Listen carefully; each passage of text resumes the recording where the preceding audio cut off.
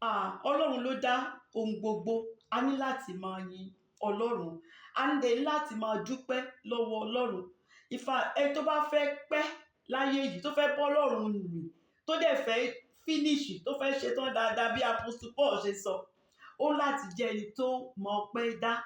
Ó láti jẹ́ ẹni tó ń kọrin ìyìn sí Ọlọ́run. Ọ̀nà téèyàn lè fi bọ́ Ọlọ́run rìn pẹ́pẹ́pẹ́pẹ́ òun ni pé kéèyàn máa dúpẹ́. Kéèyàn wá nǹkan tó máa dúpẹ́ fún lọ́wọ́ Ọlọ́run torí àánú rẹ̀. Ó tiẹ̀ tó àánú rẹ̀ lójoojúmọ́. Pé a tiẹ̀ ń jí lójoojúmọ́ gan ẹ̀bùn ni o. Pé a lọ sùn, a dẹ̀ jí, Olúwa tún fún wa lọ́jọ́ tuntun, ẹ̀bùn ni o. Ọ̀pọ̀lọpọ̀ la jọ lọ sùn lánàá tí kò sí lénìí mọ́ o. Oore ọ̀fẹ́ ni a fi yọ wọ́n o. Ṣùgbọ́n a fi ń dúpẹ́ ni. À ń fi ẹ̀mí ìmoore, a fi ń hàn ni látọ̀dọ̀ Ọlọ́run. Nígbà tá a wà ní secondary school, a máa ń kọ orin kan. All is bright and beautiful, all creatures great and small. All is wise and wonderful, the Lord God made them all.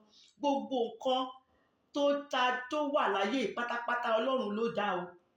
Ohun gbogbo tó wà tó dẹ̀ lẹ́wà àtèyí tí ò lẹ́wà pàápàá. Ẹ rí àwọn flower míì tó máa beautiful, Ọlọ́run ló dá gbogbo ẹ̀. Ẹ̀dá ńlá àtẹ̀dá kékeré, gbogbo ẹ̀ tẹ́ bá kàn dúró kẹ́kọ̀ọ́, tẹ́ bá ti ẹ̀rọ inú iṣẹ́ Ọlọ́run, tẹ́ kàn ń wò àwọn nǹkan tọ́lọ́run yìí dá. Ó dẹ̀ ń bọ́ gbogbo wọn. Ó dẹ̀ bó ṣe ń tọ́jú èèyàn, bẹ́ẹ̀ ló ń tọ́jú ẹranko, bẹ́ẹ̀ ló ń tọ́jú àwọn kòkòrò, bẹ́ẹ̀ ló even àwọn ant lásán, bẹ́ẹ̀ ló ń tọ́jú wọn. Ẹni tó bá mọnú rò, amọ̀pẹ́ dá gan. So alọ́rọ̀ ìyànjú lénìí. Ọ̀rọ̀ ìyànjú wa, mo máa sọ ìdí tá a máa fi gbé Ọlọ́run ga ó pọ̀ o. Ìdí tá a ṣe máa dúpẹ́ lọ́wọ́ Ọlọ́run ó pọ̀ o. But mo máa sọ àwọn mẹ́jọ ká tó lọ ka Psalm 82. Torí ìránṣẹ́ Ọlọ́run kan sọ pé when the purpose of a thing is not known, only abuse is inevitable. Téèyàn ò bá mọ ìdí téèyàn fi ń ṣe nǹkan, nígbà mìíràn èèyàn kàn máa ṣe ìṣekúṣe. Tá a bá mọ ìdí tó ṣe pàtàkì láti máa dúpẹ́ lọ́wọ́ Ọlọ́run, láti máa gbé Ọlọ́run ga, ó máa jẹ́ ká mọ̀ wípé a láti máa gbé Ọlọ́run yìí, a láti máa gbé ga ni o. A ní láti máa gbé Ọlọ́run yìí ga. Mo sọ fún wa pé Bishop Oyèdé kò sọ pé ẹ tó bá ti ń complain, ẹ tó bá ti ń kùn, pé complain máa ń complicate matter ni. Pé kíkùn ó máa ń bà nǹkan jẹ́ ni, ó máa tún dákún ọ̀rọ̀ ni. So a lè rí pé ọmọ Ísírẹ́lì ń bá tọ́wọn náà ń kùn. Instead kan máa dúpẹ́ lọ́wọ́ Ọlọ́run, ká máa gbé Ọlọ́run tó ṣe iṣẹ́ ìyanu, tó gbà wọ́n kúrò lọ́wọ́ àwọn ọ̀tá, ká máa dúpẹ́ lọ́wọ́ Ọlọ́run náà. Kí ni wọ́n ń ṣe ni wọ́n ń kùn. Ìrìn 40 ọjọ́ ó di 40 ọdún fún wọn. Kò ṣàwá lórúkọ Jésù. Ìrìn 40 ọjọ́ kò ní di 40 ọdún fáwa lórúkọ Jésù. So a ní láti máa gbé Ọlọ́run ga. So àwọn ìdí mẹ́jọ ká ṣe láti gbé Ọlọ́run ga. Gbogbo wa ni mo fẹ́ ká mọ̀ o lórúkọ Jésù o.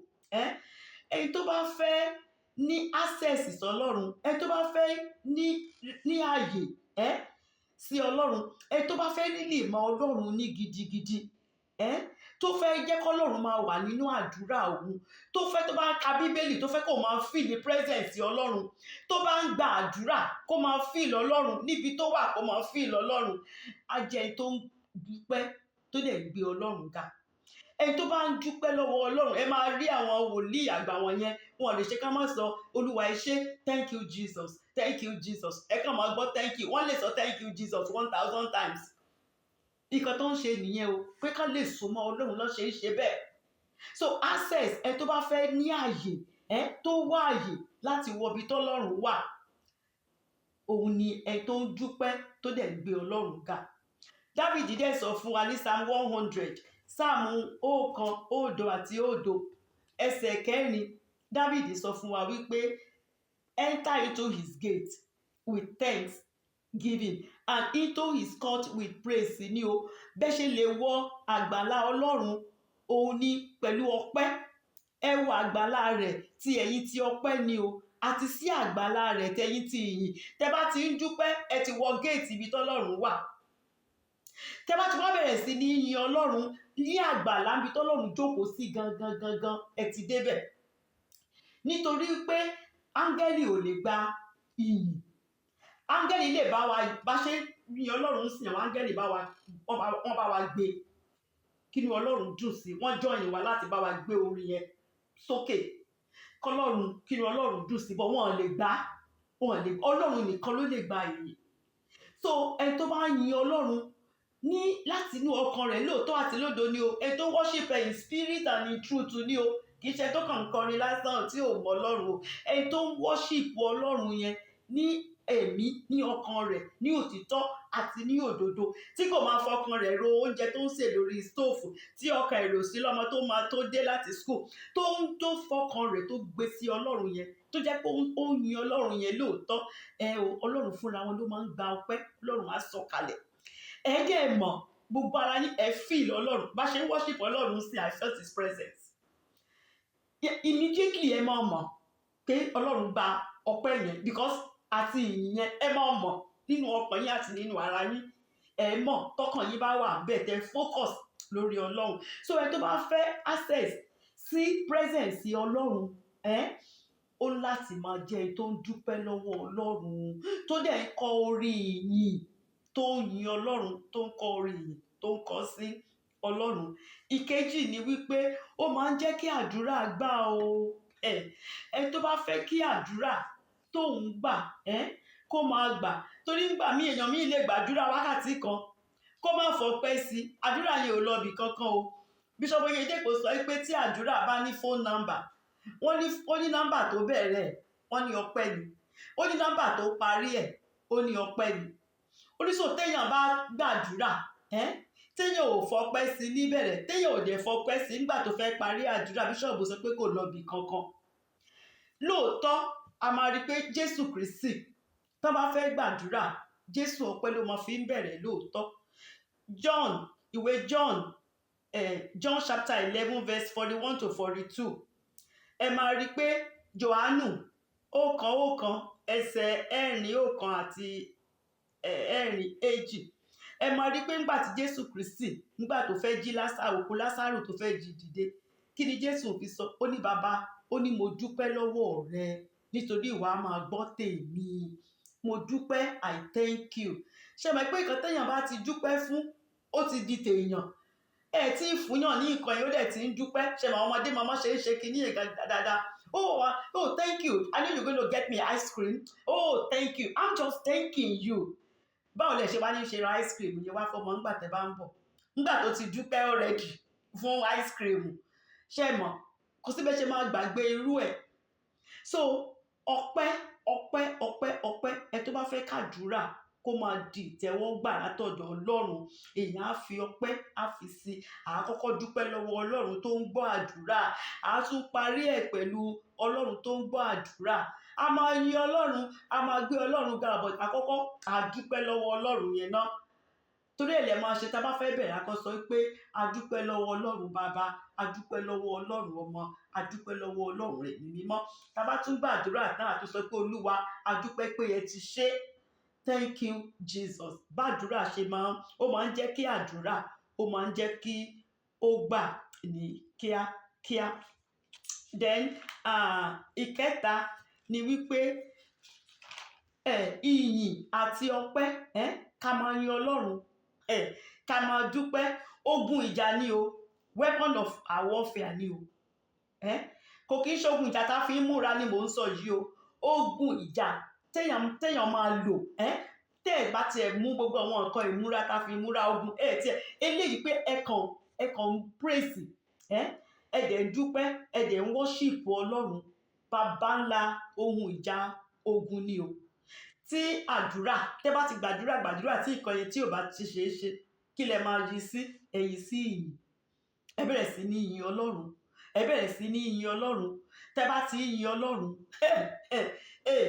Ọlọ́run máa dìde.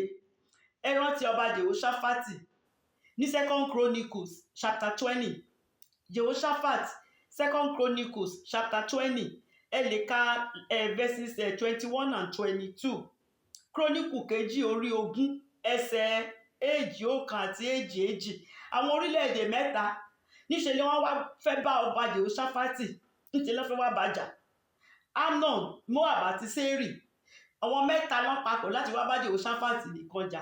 Kí ni Jèhóṣáfátì kí ló ṣe? Níṣe ló lọ sáré bá Ọlọ́run pé Olúwa àwọn èèyàn yìí wọ́n kàn wá wàhálà ni o, mi wá wàhálà àwọn Ọlọ́run yìí má bọ́rì, kò ń ṣogun ogun mi ni, ìwọ ṣáà bí àwọn akọrin nìkan kọrin, that's all you need to do. Má múra ogun kankan, ẹ̀já ogun kankan, ẹ̀yin ẹ̀kan gbé mi ga, just praise me, that's all you need to do. Kí ló dẹ̀ ṣe? Ó dẹ̀ yan olórí àwọn akọrin kó wà níwájú, ó ló yá ẹ máa kọrin. Orin yẹn òun ni wọ́n ń kọ orin yẹn ni wọ́n ń kọ níbi tó ti ń kọrin. Bẹ́ẹ̀ làwọn orílẹ̀-èdè yẹn wóra wọn, àwọn méjì kọ́kọ́ múra wọn, wọ́n destroy ara wọn, àwọn méjì yẹn tún join láti tún destroy ìkẹta. Bí gbogbo wọn ṣe pa ara wọn, wọ́n ṣe pa ara wọn nìyẹn. Ṣé so orin warfare gidi ni o. Tẹ́ bá fẹ́ k'Ọlọ́run ṣèdájọ́ ní kíákíá, ẹ̀yin ẹ ṣe high praise, ẹ declare high praise especially lóru, ẹ declare àbí láti bí 12 sí 2 o'clock bó jẹ́ wákàtí méjì lẹ lè ṣe. Ẹ jẹ́ kọ́kàn yín wà ńbẹ̀, ẹ kọ orin yẹn, ẹ jẹ́ kọ́kàn yín wà ńbẹ̀, worship him, praise him. Kẹ́ wá wo nǹkan t'Ọlọ́run máa ṣe. Paul àti Silas náà ṣe mọ̀ pé àwọn náà ṣe nígbà tó dì wọ́n, tán so wọ́n lọ́wọ́ so wọ́n mẹ́sẹ̀ nínú prison. Wọ́n dẹ̀ gbàdúrà, Bible sọ pé wọ́n gbàdúrà, Bible sọ pé wọ́n gbàdúrà, Bible sọ pé they pray. Nígbà tán pray tán tí nǹkan kan ò ṣẹlẹ̀, kí ló ṣe? Wọ́n bẹ̀rẹ̀ sí ní praise, wọ́n bẹ̀rẹ̀ sí ní yin Ọlọ́run. Nígbà tán bẹ̀rẹ̀ sí ní yin Ọlọ́run, áńgẹ́lì Ọlọ́run dé, áńgẹ́lì presence Ọlọ́run gangan kọ́kọ́, áńgẹ́lì Ọlọ́run òun ló tú gbogbo èdè tó gbogbo ibẹ̀ earthquake ni. Tó nígbà t'Ọlọ́run fún rẹ̀ máa fi gba praise yẹn, ṣe mọ̀ t'Ọlọ́run bá fẹ́ dáhùn earthquake ni gbàm ló ṣe lẹ́ẹ̀kan, gbogbo praise yẹn gbogbo ẹ̀ sílẹ̀ ni, gbogbo ẹ̀ fọ́ yàgbàyàgbà ni. Bí praise ṣe lágbára sí nìyẹn. So téèyàn bá ohun ìjà ogun wa òun ni praise. Dùsí kọ orin kan, my worship is my weapon, this is how I win my battle, worship òun lòun fi ń jà, òun lòun fi ń jagun, òun lòun fi ń ṣẹ́gun fún òun àtàwa náà. So ẹ tó bá mọ̀ nǹkan tó máa ń ṣẹlẹ̀ nú ẹ̀mí nígbà tá a bá yin Ọlọ́run, kò ní fi ìyìn, kò ní fi ṣeré rárá, kò ní tiẹ̀ fi ṣeré rárá pé à ń gbọ́ Ọlọ́run ga yìí, kò ní fi ṣeré. Ẹgbẹ́ tó ọmọ Ísírẹ́lì tán bá fẹ́ lọ ja ogun, wọ́n ní kí Júdà wà níwájú. Ṣe mọ̀ pé Júdà ìyìn ni Júdà ló máa ń wà níwájú. Júdà àdẹ̀kọ́ làkọ́bí o, but tán bá ti fẹ́ ṣe anything, yá má ti lọ wá ní kí Júdà máa ìbò Júdà ìwọ ni kò wà níwájú. Júdà dẹ̀rẹ́ á máa yin Ọlọ́run ni. So wọ́n ṣe máa ń ṣe nìyẹn. So true worship really makes the enemy go crazy. Ọ̀tá ò lè ṣe mọ̀ pé iṣẹ́ tí Sàtánì ṣe fọ́lọ́run tẹ́lẹ̀ nìyẹn kó tó di pé ó gbéraga sí Ọlọ́run tó fi tẹ́. So ibi tẹ́ bá ti ń gbé Ọlọ́run ga, Sàtánì ò lè dúró ń bẹ̀. Òun lórí kwáyà tẹ́lẹ̀ kó tó di pé ó sọ pé òun náà fẹ́ dọlọ́run, òun náà fẹ́ kán máa sin òun tó fi tẹ́, tán fi lè kúrò lọ́run. So ibi tá bá ti ń gbé Ọlọ́run ga, Sàtánì kò lè dúró ń bẹ̀ rárá. So ìkẹrin ni wípé ìdí tá máa fi dúpẹ́ lọ́wọ́ Ọlọ́run, tá máa fi gbé Ọlọ́run yìí ga, tá máa fi kọrin sí ní pé gbogbo ohun rere tá ń gbádùn látọwọ́ Ọlọ́run ló ti wá o. Ṣe mọ̀ pé tóru bá mú jù lásán, à complain. Tójò ò bá rọ̀ lóṣù mẹ́ta, ẹ mọ̀ bó ṣe máa rí lára àwọn èèyàn. Bó torí pé Ọlọ́run ń fún wa, ó fún wa atẹ́gùn yẹn, ó ń fẹ́ lákòókò tó yẹ kó fẹ́. Ooru ò mú púpọ̀ jù, òjò dẹ̀ ń rọ̀. So kò jẹ́ káwọn èèyàn mọ oore t'Ọlọ́run yìí tó ń ṣe fún wa. Gbogbo nǹkan tá ń gbádùn, èyí tá ń jẹ, èyí tá ń mu, inú ilé tá ń gbé, gbogbo nǹkan tá ń ṣe, Ọlọ́run yìí ló dá gbogbo rẹ̀. Ẹni tó dá gbogbo nǹkan bẹ́ẹ̀ fún wa, ṣé kò yẹ ká máa dúpẹ́ lọ́wọ́ rẹ̀ ni? Ṣé kò yẹ ká máa gbọ́ Ọlọ́run yìí ga ni? Àjọ Ọlọ́run lọ́pẹ́, àjẹ bàbá lọ́pẹ́ ní gidi gan ni. Ọlọ́run tó dára lọ́lọ́run, Ọlọ́run dẹ̀ dára sí wa, ó dára sí wa. James chapter 1 verse 17, James orí kìíní ẹsẹ̀ 1 àti 7, ó ní gbogbo ẹ̀bùn rere àti gbogbo ẹ̀bùn pípé láti òkè ni ó ti wá, látọ̀dọ̀ Ọlọ́run ni, ó sì ń sọ̀kalẹ̀ láti ọ̀dọ̀ bàbá ìmọ́lẹ̀ wá, lọ́dọ̀ ẹni tí kò lè sí ìyípadà tàbí òjìji àyídà. kò sí ọlọ́run tí ò kì í yí padà ni. Ó dẹ̀ fún wa ní gbogbo nǹkan rere yẹn lójoojúmọ́. Kó ró ìwà táwa èèyàn ń wù o, kó gbọ́ gbogbo ìsọkúsọ táwọn kan ń sọ sọ́lọ́run o, kó wó gbogbo ẹ o, àtàwọn tó ń ṣeṣẹ́ ibi àtàwọn ọmọ ẹ̀, ó dẹ̀ ń rọ̀jò àánú, ó kúkú ń rọ̀lé wa lórí, ó ń fún wa lóru, ó ń fún wa lóúnjẹ, gbogbo ẹ̀ ló ń ṣe fún wa. So ẹni tó bá jẹ́ ẹni tó mọ̀ọ́re á dúpẹ́ lọ́wọ́ Ọlọ́run. Ẹni tí ò bá mọ̀ọ́re nìkan ni ò ní dúpẹ́ lọ́wọ́ Ọlọ́run o. Ẹni tí ò bá mọ̀ọ́re nìkan ni ò ní dúpẹ́ lọ́wọ́ Ọlọ́run. Pásítọ̀ kan tiẹ̀ sọ wípé ẹni tí ò bá mọpẹ́ dá ó lórí bí ẹni tó ní infection kékeré, ó ní infection ẹ̀dẹ̀dẹ̀, ó lóun ló máa ń destroy irú èèyàn bẹ́ẹ̀. So èèyàn láti máa dúpẹ́ lọ́wọ́ Ọlọ́run, láti máa dúpẹ́ fún gbogbo nǹkan tọ́lọ́run tó ṣe fún wa. Orí òkè Síónì tá ti ẹ̀wà yìí, ṣé mọ̀ pé oore ọ̀fẹ́ Ọlọ́run ni. Tọ́lọ́run ò bá gbórí òkè Síónì kalẹ̀, níbo ni gbogbo wa fẹ́ wà láàárọ̀ lákòókò yìí ń sìn. So ká láti máa wá ìdí tá a fi máa dúpẹ́ lọ́wọ́ Ọlọ́run. Èèyàn míì á tọ̀ fún rẹ̀, á yàgbẹ́ fún rẹ̀, á jẹun fún rẹ̀, á wọṣọ fún rẹ̀, á dẹ̀ sọ wípé nínú òdùn, Ọlọ́run ò tí ì ṣe nǹkan kan fóun. Ẹ̀rí pa láìmoore ni. Èèyàn kan wà tó give testimony pé after 3 years òun lè fúnra òun wọ aṣọ fún ara òun. Ó jẹ́rìí ni o, kí gbogbo èèyàn lè máa dúpẹ́ lọ́wọ́ Ọlọ́run. Ó wà lórí ìdùbúlẹ̀ àìsàn fọdún 3 tẹ́ pé wọ́n ń wọ aṣọ fún, wọ́n ń ṣe gbogbo ẹ̀ fún. Ó wá send testimony ẹ̀ wípé kí gbogbo èèyàn bá òun dúpẹ́ lọ́wọ́ Ọlọ́run pé fúnra òun lọ́jọ́ yẹn, fúnra òun lòun wọ aṣọ sọ́rùn ara òun. À ń wọṣọ fúnra wa ọ̀bọ̀tà àká sí nǹkan kan. It's normal. Ṣé mọ̀? Ẹ tó bá mọpẹ́ dá, a dúpẹ́ lọ́wọ́ Ọlọ́run. So fún gbogbo nǹkan tọ́lọ́run ṣe fún wa, fún àánú tá ti ẹ̀ rí gbà lójoojúmọ́, lórí ọmọ, lórí ọkọ, lórí aya, lórí ẹbí, nínú ilé wa, ní gbogbo ìgbà, fún ìṣẹ́gun lójú oorun, lójú ayé. Tá bá ti sùn, àmọ́ túmọ̀ nǹkan kan tó ń ṣẹlẹ̀, àmọ́ mọ́tú táwọn ẹ̀mí òkùnkùn wọ̀nyí ń pa. Ọlọ́run tó dá ọrùn tí kò kì í sùn nìkan mà ló ń ṣọ́ wa. Ó máa ní. So ó yẹ ká máa dúpẹ́ lọ́wọ́ Ọlọ́run yìí láàárọ̀ àti lálẹ́ ní gbogbo ìgbà ni. Ká máa fi ẹ̀mí ìmoore ká máa fi hàn. Ìkarùn-ún ni wípé ṣé rí ẹni tó bá ń yin Ọlọ́run, ẹni tó máa ń dúpẹ́, ayọ̀ Ọlọ́run máa ń kún inú ẹ̀ ni. Ọlọ́run máa ń fún láyọ̀ tó máa ń yàtọ̀.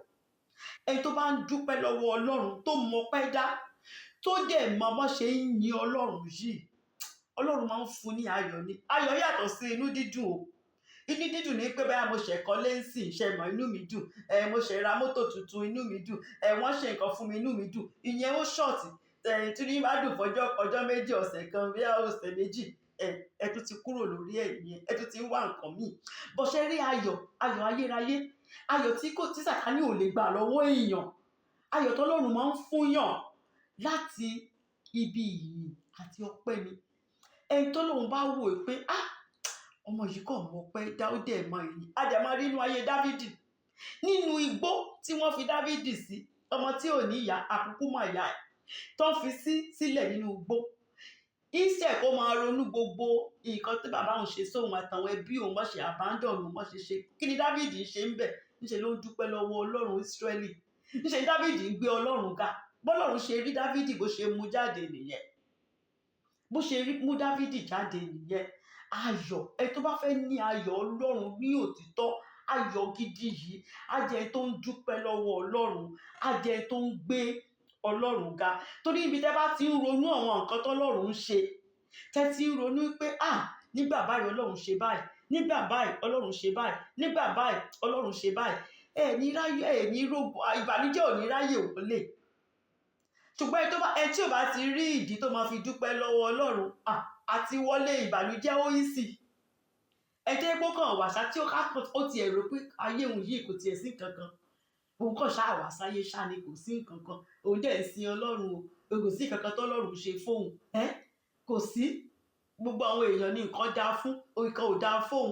Irú èèyàn bẹ́ẹ̀ kò lè ráyọ̀, kò lè ní ayọ̀ gidi. Ọlọ́run ò lè fúnrú èèyàn bẹ́ẹ̀ láyọ̀. Torí ibi tá bá ti ń ronú, tá ti ń ronú àwọn nǹkan tọ́lọ́run ṣe, tá ti ń dúpẹ́, níbẹ̀ lọ́lọ́run ti máa wò pé ọmọdé yìí mọ̀ọ́re. Nígbà yẹn lọ́lọ́run máa tún wá máa ṣe àwọn nǹkan ọ̀tún fún yàn.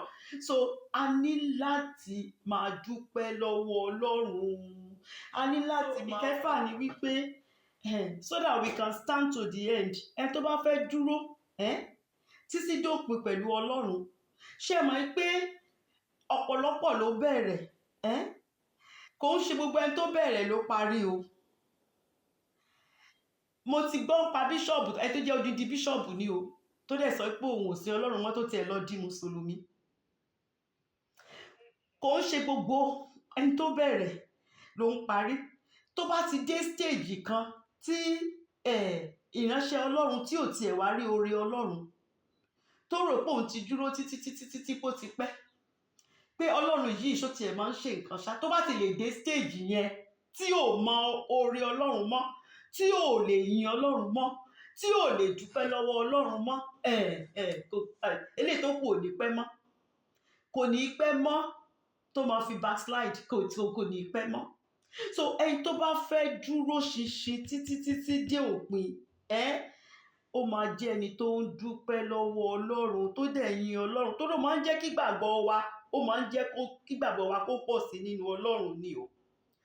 Ó máa ń pọ́ìntì wa, á máa darí wa sọ́nà tó yẹ kéèyàn gbà. Ẹni tó bá ń dúpẹ́ tó dẹ̀ ń gbé Ọlọ́run ga ó máa jẹ́ kí a máa lọ lọ́nà right direction ló máa fún yàn. Ṣé mọ̀? Ó máa mú relationship wa àtọlọ́run ó máa ń jẹ́ kó deep sí, kó múlẹ̀ relationship wa àtọlọ́run. Ṣé mọ̀? Ó máa jẹ́ kó múlẹ̀ ní ṣinṣin ni. So béèyàn ṣe lè parí dáadáa nìyẹn o. Ẹni tó bá ń dúpẹ́ lọ́wọ́ Ọlọ́run, ẹni tó ń yin Ọlọ́run, ẹni tó ń gbé Ọlọ́run ga, even especially nígbà tó ṣì kéré tá ṣì ní agbára tí gbogbo nǹkan ṣì wà yìí tá à ń gbé Ọlọ́run ga. Torí stage kan máa dé tó jẹ́ pé agbára yẹn kò ní sí níbẹ̀ bí ti tẹ́lẹ̀ mọ́. Ṣé mọ̀? A wá di pé láti ẹ̀mí wa a máa fi gbé Ọlọ́run ga, ẹ̀mí wa la máa fi dúpẹ́.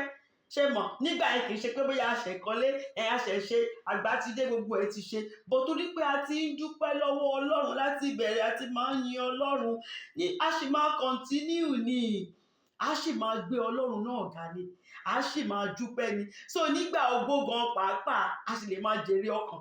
A sì rí 87 years old sí tó sì ń jèrè ọkàn fún Ọlọ́run. A ti gbọ́ ń pa ìyá 90 lórí òkè yìí rí nìbàdàn tó sì lọ ń wàásù fáwọn èèyàn pèsè so bó tó bá pé èèyàn ti máa ṣe látọmọdé tí kò mọ oore Ọlọ́run nínú ayé rẹ̀, tí kò kì í gbé Ọlọ́run ga kó lè ṣerú èèyàn míì tó bá ti dé 80 báyìí inú wọn ò kì í dùn. Sórí burúkú lẹ máa gbọ́ lẹ́nu wọn, inú wọn ò kì í dùn. Bọ̀tẹ́ tó bá wà nínú Ọlọ́run, ẹni tó ń dúpẹ́ lọ́wọ́ Ọlọ́run, ẹni tó ń gbé Ọlọ́run ga even ní ọjọ́ ogbó rẹ̀ inú ẹ̀ á sì máa dùn ni. Tó bá sì ṣe ń gbọ́rọ̀ Ọlọ́run inú ẹ̀ sì máa dùn ni, inú ẹ̀ máa dùn ni. So ẹ tó bá fẹ́ dúró títí dópin á jẹ́ ẹni tó ń gbé Ọlọ́run ga tó dẹ̀ mọ rírì oore Ọlọ́run. 2 Timothy Apostle Paul bó ṣe parí 2 Timothy 4:6-8 ṣe mọ̀ pé Apostle Paul parí dáadáa. Ó lóun ti ja ìjà rere, ó lóun ti parí ìre-ìje òun, ó lóun dẹ̀ pa ìgbàgbọ́ mọ́. Ó ní adé òdodo ló wá kù fóun o tá máa dé fóun gbà tóun bá dọ́dọ̀ Ọlọ́run. Bó ṣe yẹ kó ṣe rí fún gbogbo wa nìyẹn. Títí tán tẹ̀ fìyà jẹ Apostle Paul tán sórí ẹ̀kodò tán ṣe ó dẹ̀ ṣe ń dúpẹ́ lọ́wọ́ Ọlọ́run ni. Apostle Paul kò yí ohun ẹ̀ kò yí padà.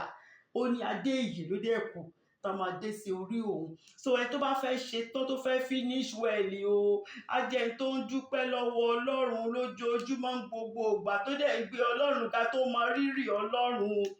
Ìkeje ni wípé ṣe rí ẹ tó bá yin Ọlọ́run, ṣe rí ìyìn ó máa ń bí àlùyọ ni o. Matthew chapter 1:3 Matthew chapter 1:3a Matthew orí kìíní ẹsẹ̀ ìkẹta ẹ wo ìbẹ̀rẹ̀. Ó sọ wípé Judah ó ló bí Pẹ̀rẹ́sì. Ṣé mọ̀ pé Judah praise ìyìn ni, Pẹ̀rẹ́sì Fárẹ́sì Yorùbá àlùyọ ló ń jẹ́ bẹ́ẹ̀ o. Tẹ́ bá lọ wò túmọ̀ orúkọ yẹn àlùyọ ni. Ṣé rí ìyìn ó máa ń bí àlùyọ.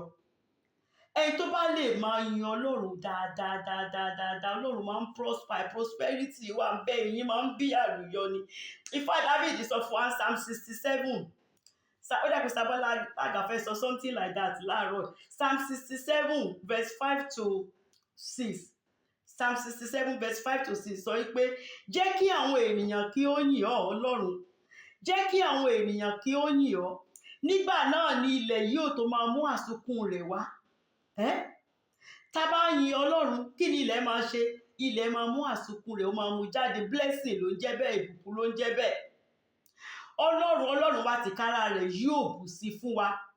Kì í ṣe pé ilẹ̀ máa mú àsùnkún rẹ̀ jáde nìkan, Ọlọ́run fún ara rẹ̀ gangan ó máa bù sí fún yàn. Ẹni tó bá mọ̀ láti máa gbé Ọlọ́run ga, ẹni tó bá mọ̀ láti máa dúpẹ́ lọ́wọ́ Ọlọ́run, prosperity ó máa ń mú ìgbéga, ó máa ń mú wá. Á tún ṣílẹ̀kùn fún àmì òróró tuntun pàápàá. Torí ẹni tó bá ń gbé Ọlọ́run ga, téèyàn ń dúpẹ́ lọ́wọ́ Ọlọ́run, tẹ́ bá ń ṣe tẹ́ ń ṣe ń gidi, ẹ máa rí pé ọjọ́ kan Ọlọ́run á kàn tún dà òróró sí yín lórí ni. Fresh òróró, kò máa ń ṣe òróró ti tẹ́lẹ̀, òróró tuntun. Ẹ rí pé Dávìdì nígbà 3 ló dà òróró sórí Dávìdì nínú Bible. Ìgbà 3 ni Dávìdì gba òróró. Òun ló ṣe sọ pé ó jẹ́ dà òróró sí mi ní orí aago mi dẹ̀ wá kún àkúnwọ́ sílẹ̀. Ó kún àkúnwọ́ sílẹ̀ lóòótọ́. Ṣé ẹ mọ̀? Ẹni tó bá ń dúpẹ́, ẹni tó mọ oore Ọlọ́run, tó dẹ̀ ń gbé Ọlọ́run ga, òun ni ó máa ń rí irú anointing bẹ́ẹ̀ gbà. Èèyàn míì ẹ̀kan tọ́lọ́run bá ti anointing ẹ̀, ó tún anointing ẹyọ kan yẹn ni ló máa fi ṣe.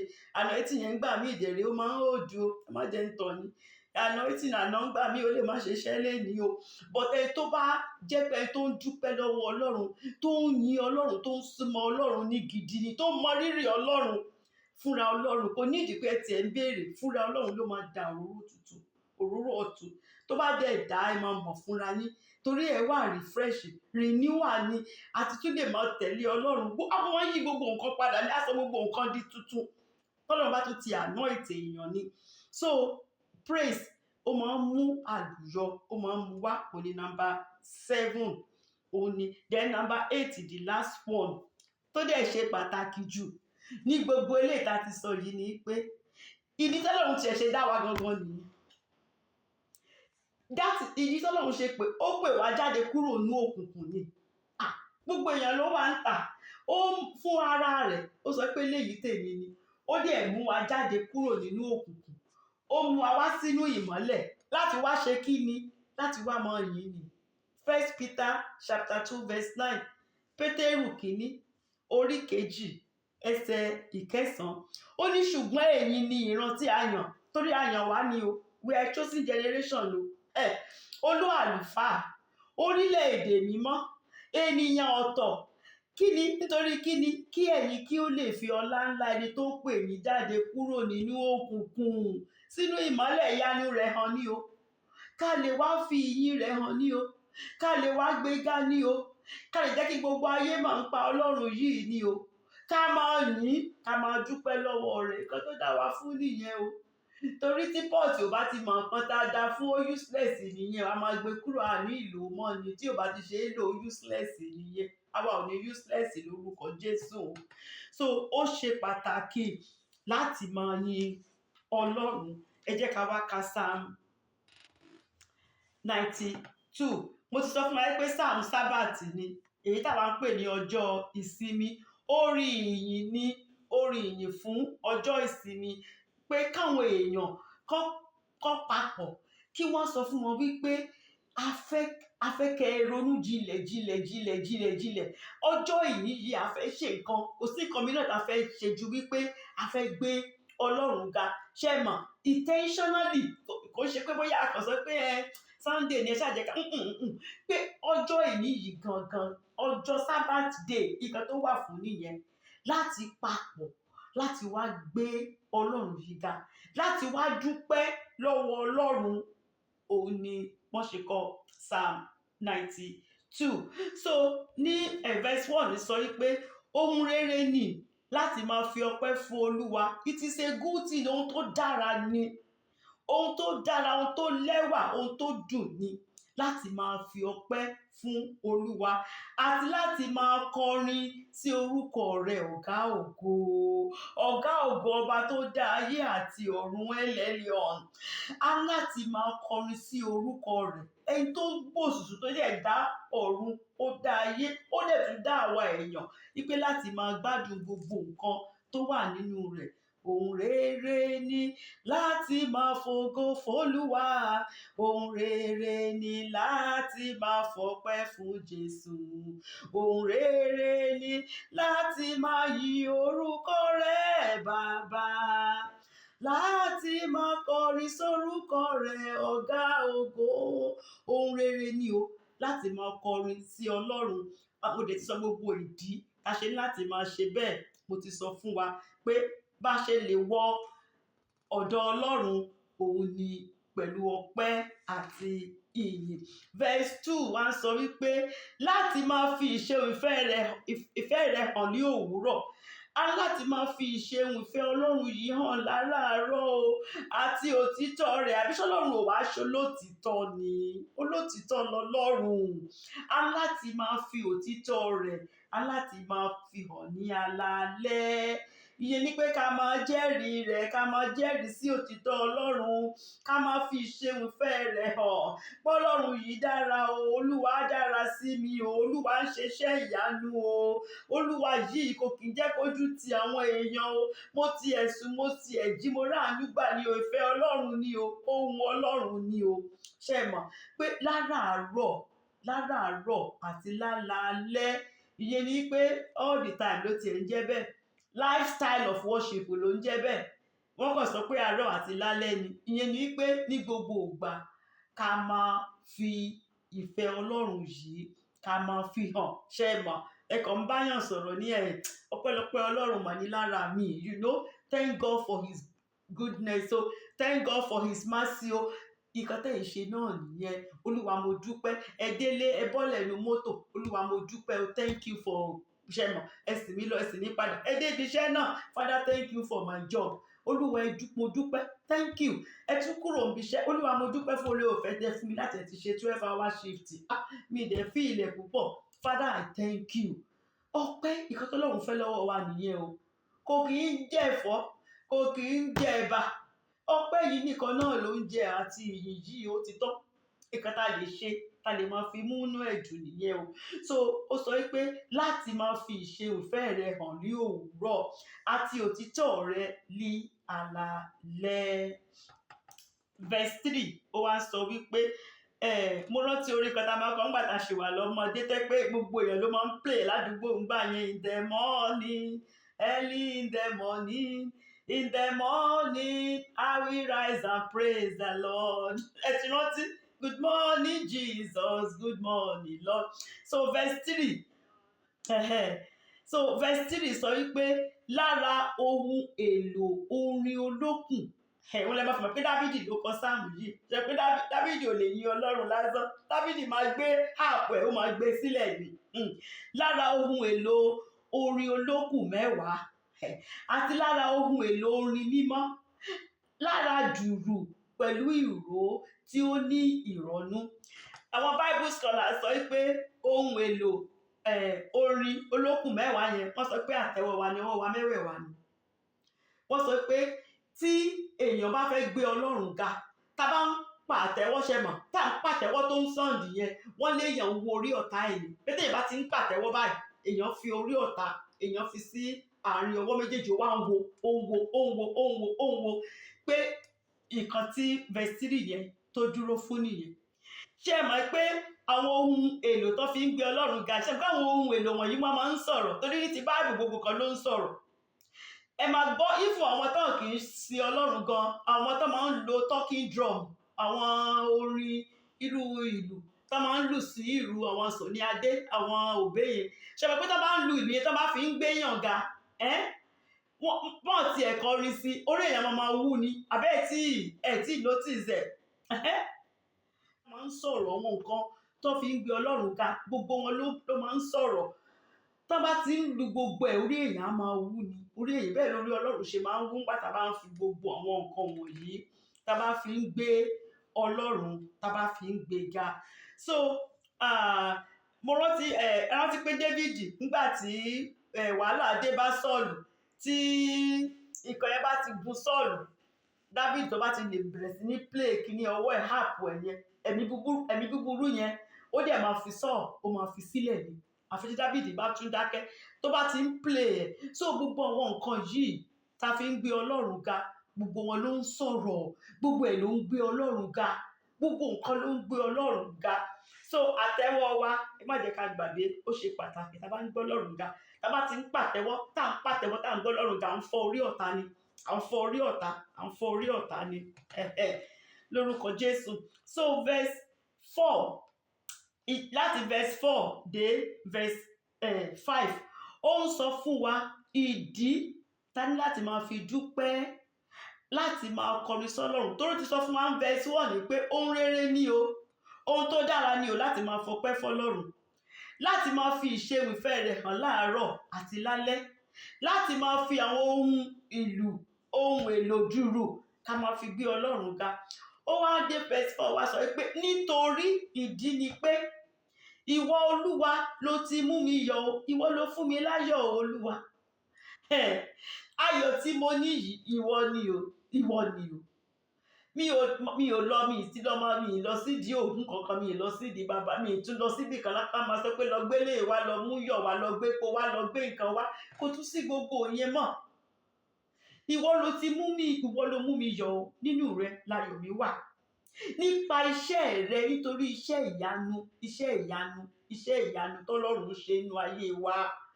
Torí iṣẹ́ ìyanu lójoojúmọ́. Ṣé kò yẹ ká dúpẹ́ lọ́wọ́ Ọlọ́run yẹn ni? Ó yẹ ká kọrin ìyìn sí i nítorí iṣẹ́ ọwọ́ rẹ, nítorí iṣẹ́ ọwọ́ Ọlọ́run. Tẹ bá kàn tí ẹ wo òfurufú lásán, kẹ wo bọ́lọ́run ṣe òfurufú yìí. Tó bá jẹ́ pé ó gbé síbi tọ́wọ́ àwọn èèyàn dé ni, òfurufú yẹn á ti dúdú, kò ní funfun mọ́. Wọ́n á ti bàjẹ́.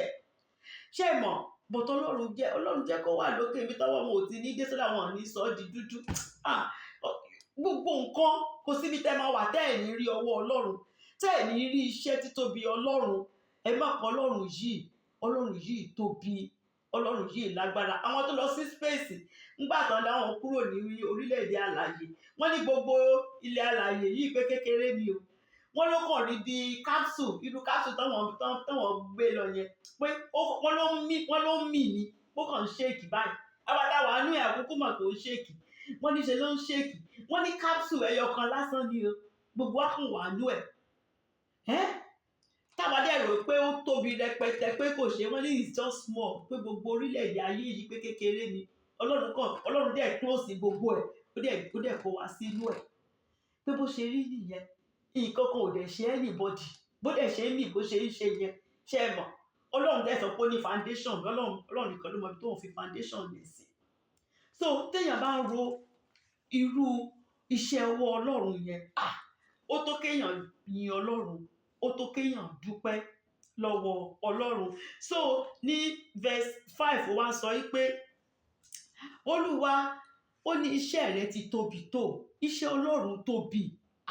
Ẹ wo bí òjò ṣe máa rọ̀, òjò yẹn á rọ̀ bí ẹni pé gbogbo nǹkan, ẹni pé everywhere máa bàjẹ́. Tó bá ti dá within a short time, gbogbo ẹ̀ á dẹ̀ ti gbẹ padà. Ṣé mọ̀? Báwo ni ṣé sáyẹ́ǹsì lè wá explain ẹ̀ fún wa? Ṣé mọ̀? Òkun dẹ̀ wà níbi tó dúró sí, kò ya kókó gbogbo èèyàn lọ. Ibi tọ́lọ́run sọ pé kó dúró sí yẹn, ibùdó lẹ́ẹ̀kọ̀ọ̀kan tọ́mọ èèyàn bá wá wàhálà ó máa ń ṣe, but ibi tọ́lọ́run sọ pé kó dúró sí, òkun dẹ̀ dúró síbẹ̀. Tó bá tákòókò tó yẹ kó òòrùn ràn, òòrùn á ràn. Tó bá dẹ̀ tákòókò tó yẹ kí òòrùn kó tún yí kúrò, kí òṣùpá tún dé, ẹ wò ràwọ̀ lójú ọ̀run. Téèyàn bá mọnú rò, èèyàn á mọ̀ Ọlọ́run yìí pé iṣẹ́ rẹ̀ tóbi. Ìrò inú rẹ̀ sì jì gidigidi. Ìrò inú rẹ̀ ó jìnlẹ̀, ó dìpù. Ìyẹn ni pé àwọn iṣẹ́ Ọlọ́run kọjá òye ènìyàn ló ń jẹ́ bẹ́ẹ̀. Iṣẹ́ Ọlọ́run ó kọjá pé báwo lèèyàn ṣe máa ro gbogbo ẹ̀. Ọba tó sọ pé òun mọ iye irun tó wà lórí mi. Èmi fúnra mi tí mo ní orí gan, tí mo ní irun mi, mọ iye irun tó wà lórí mi. And yet Ọlọ́run dẹ̀ sọ pé gbogbo irun tó wà lórí mi lòun mọ̀. ó lóun mọ iye yẹ̀pẹ̀ tó wà ńlẹ̀ èyí lè ka yẹ̀pẹ̀ tó bẹ́ẹ̀ tí ẹ bú yẹ̀pẹ̀ kọ́ọ̀pù kan ṣe lè ka iye tó wà nínú ẹ̀ and yet ọlọ́run dẹ̀ sọ pé òun mọ iye tó wà nínú yẹ̀pẹ̀ tó wà ní gbogbo ilẹ̀ àgbáyé ó lóun mọ iye ẹ̀ so irú ọlọ́run yẹn iṣẹ́ rẹ̀ ó kọjá òye ènìyàn ó kọjá òye èèyàn ó sì tọ́ sí ìyìn ó tọ́ láti máa yìn ní gidi so ní verse 6 ó wá sọ wípé ó ní òpè ènìyàn kò mọ̀ kò yé àwọn òpè ní o wọ́n lè kàwé kán ní PhD o kò yé wọn ní o ẹ tọ́lọ́run bá fún lóore ọ̀fẹ́ ní o kò yé wọn ní o wọ́n á tún máa ágíù pàápàá wọ́n lè gbàgbé pé èmi tán mí tọ́lọ́run bá kàn mú lọ fún ìṣẹ́jú kan péré gbogbo ẹ̀ ti tán o so wọ́n sọ pé òpè ènìyàn kò mọ̀ o àwọn òkò yé àwọn òpè ènìyàn rárá bẹ́ẹ̀ ni òye èyí kò yé aṣiwèrè ènìyàn kò yé wọn o pé irú ọlọ́run wo lọ́tí ẹ sọ pé wà kò yé wọn ní ẹ̀gọ́ ní kò yé wọn ní tó bá yé wọn wá mọ̀ wípé láìsí ọlọ́run kò sí gbogbo ayé yìí níṣẹ́jú kan gbogbo ẹ̀ á parí pátápátá tó bá kàn ò sọ pé kó rùn mọ́ràn lọ́jọ́ mẹ́ta lásán ẹ mọ̀ bó ṣe máa rí àbí tó ní pé ìwọ òjò for 6 months ò gbọ́dọ̀ ọ̀rọ̀ tí ò sómi tí ò sí nǹkan kan nígbà yẹn wọ̀nyí á mọ̀ pé ọlọ́run tóbi lọ́ba lóòótọ́ wọ́n á mọ̀ pé there's a God pé ọlọ́run kan wà níbì kan tó jẹ́ pé òun ló ń ṣe gbogbo nǹkan nígbà yẹn ni wọ́n á mọ̀ so òpè ènìyàn kò mọ̀ bẹ́ẹ̀ ni òye èyí kò yé aṣiwèrè ènìyàn kò yé wọn so àwọn òpè kò mọ ìyàtọ̀ tó wà láàrin ṣẹ́mà as long as wọ́n bá ti ń ṣàṣeyọrí bóyá wọ́n ń ra mọ́tò wọ́n ń bímọ wọ́n ti rò pé nǹkan tí ayé wà fún nìyẹn kò yé wọn pé gbogbo nǹkan yẹn pé fúngbà díẹ̀ ní ilé ayé yìí fúngbà díẹ̀ ni kò yé wọn wípé ètò kan wà tó jẹ́ ètò ayérayé pébì kan wà tá tún ń lọ lẹ́yìn tá bá kúrò pélé ayé yìí ọjà lásán ni it's just a market place o kò dẹ̀ sáǹfààní kankan tó wà pé kéèyàn jèrè gbogbo ayé yìí kó dẹ̀ ó mú ẹ̀mí ara rẹ̀ kó dẹ̀ sọnù kó wá dọjọ́ náà kó ṣẹ̀ mọ̀ wípé àṣẹ lóòótọ́ lọ́lọ́run wà tí ò dẹ̀ sí kankan tó lè ṣe mọ́ ẹ̀rí kó pé èèyàn nìyẹn verse 7 ó sọ wípé ìdájọ́ ọlọ́run ló ń sọ̀rọ̀ nípa ẹ̀rù torí àwọn tó ń sọ̀sọ̀kúsọ nípa ọlọ́run àwọn tó dẹ̀ ń fẹ̀ṣẹ̀ tán fi ń ṣeré tán sọ pé kò sọ ọlọ́run kankan ń bí kankan ṣe mọ̀ tó bá wọ̀ wọn làwọn lè ṣe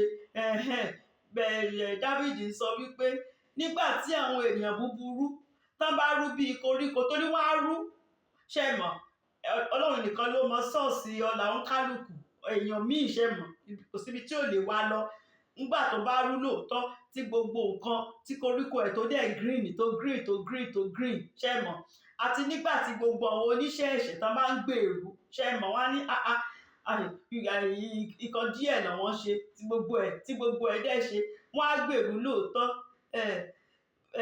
Dáfídì sọ pé kí wọ́n kó lè run láéláé ní o pé gbogbo ẹ̀ success tán rò pé bóyá tó bá ti wá sáyé tó bá ti ṣèkan tó wọ́n ń ṣe yẹn náà sọ pé èèyàn wá sáyé Dáfídì sọ pé kán lè ru ó ní wọ́n á ru láéláé ni wọ́n máa ru to finish pátápátá láéláé kì í ṣe láyé nìkan pé láéláé ni ìparun ayérayé ló ń jẹ́ bẹ́ẹ̀ nítorí pé onídàájọ́ máa ṣe ìdájọ́ ọjọ́ ìdájọ́ ọjọ́ ẹ̀rù kò dẹ̀ sẹ́ni tó lè yí padà so kò kì í ṣe pé nǹkan téèyàn ní láyé náà fi ń ṣe ìdájọ́ béèyàn ṣe ṣeṣẹ́ ọ̀run sílẹ̀ òun la fi ń ṣe ìdájọ́ ẹni tó mọ ọlọ́run àtẹni tí ò mọ ọlọ́run ìyàtọ̀ wà so ní verse 8 wá sọ pé ṣùgbọ́n ìwọ olúwa o nítorí ìwọ olúwa lòun dìmú tòun o ìwọ olúwa nìkan lòun mọ̀ àsọ ọlọ́run o wípé torí ìwọ olúwa li ẹni tí ó ga títí láé ìwọ olúwa ò yí padà kò síbi tó ń lọ o ò yí padà kò síbi tó ń lọ ìdájọ́ rẹ̀ ó dẹ̀ ti di dandan torí you are forever kì í ṣe pé bóyá ọlọ́run kan fúngbà díẹ̀ a máa sọ pé òkè ọlọ́run yóò mọ̀ sí ń bẹ̀ mọ́ president tẹ́nì kankan ò lè rọ̀ lóyè ni o ibẹ̀ ló wà ibẹ̀ ló dẹ̀ máa wà títí ayé the same yesterday today and forever ni o kò síbi kankan tó ń lọ àpáta ayérayé ni kò síbi tó ń lọ. So Dáfídì sọ pé ṣùgbọ́n ìwọ Olúwa ni ẹni tí ó ga títí láé, ìwọ nìkan ni ò kì í yípo padà. Ó ní ṣàwó ní verse 9, ó ní ṣàwó àwọn ọ̀tá rẹ, Olúwa ṣàwó àwọn ọ̀tá rẹ yóò ṣègbé. Àwọn ọ̀tá Ọlọ́run máa ń ṣègbé ni, kò sí nǹkan kan téèyàn lè ṣe ń pa ẹ̀ tó ló ti kìlọ̀ fún gbogbo wọn. Ikú lóró, ikú lèrè ẹ̀ṣẹ̀.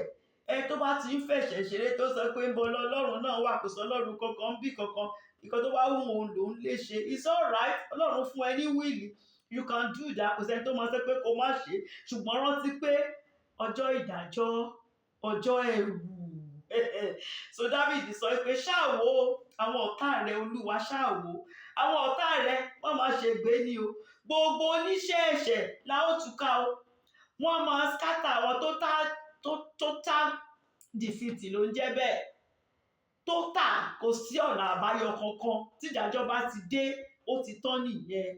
Dáfídì sọ pé gbogbo wọn lọ́lọ́run máa túká pátápátá.